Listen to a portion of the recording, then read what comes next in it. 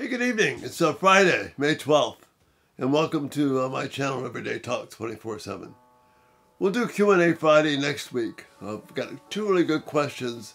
I'm going to get a couple more, but again, always love doing Q&A Friday, so we'll have that next week. Looking forward to that. Tonight, I'm going to take two passages in Proverbs that are familiar to us, and Lord willing, show how they really help us have a heart for God. We've been talking about the importance of the heart. And one good question is, well, how do you get there? How do you really make the heart something that is truly the center without it pulling you in the wrong direction? Well, these two Proverbs I think will help. The first one, Proverbs 1:7, the fear of the Lord is the beginning of knowledge, but fools despise wisdom and discipline. Well, this awesome understanding of fear, of respect, of just honor, seeing His beauty and greatness, being filled with praise, if that's where our hearts are, that's what leads us into knowledge, because it gets our own stuff, our own pride, our own desire to protect ourselves out of the way. So that's the first element. Is this strong fear of God that leads us into knowledge. And this is what it has to do with the heart. In Proverbs 3, 5, and 6, again, familiar passages. Trust in the Lord with all your heart. Every fiber of your inner person, trust in the Lord. And do not rely on your own understanding.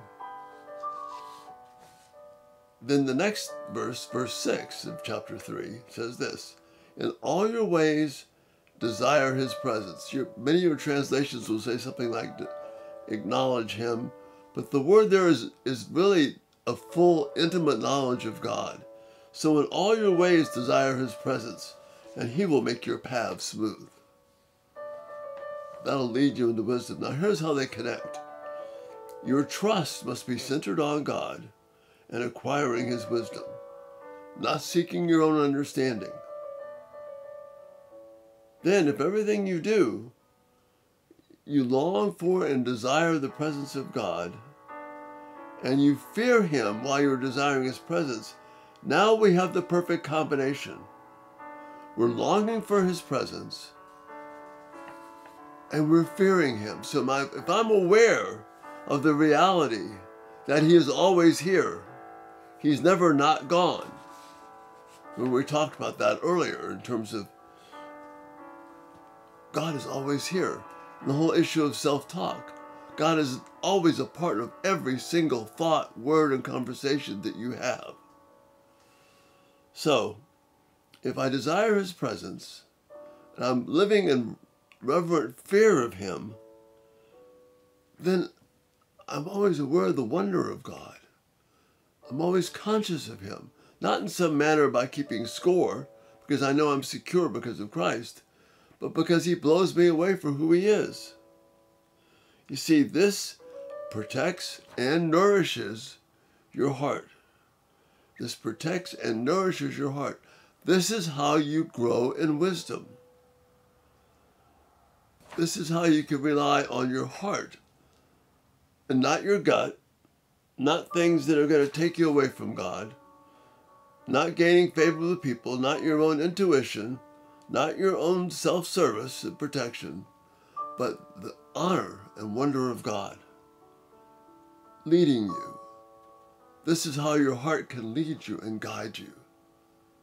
And it will protect you, nourish you, strengthen you, and your heart will only long for more and more and more.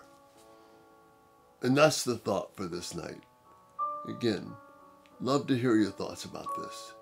It's two simple concepts, but it's the key to having a life that is pursuing God and having a heart that just thrives and nourishes and grows in His presence. Thanks so much for being here, and Lord willing, we'll see you tomorrow. Good night.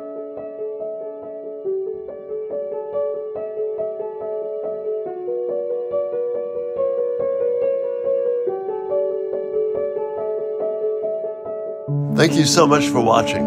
It is such a huge encouragement.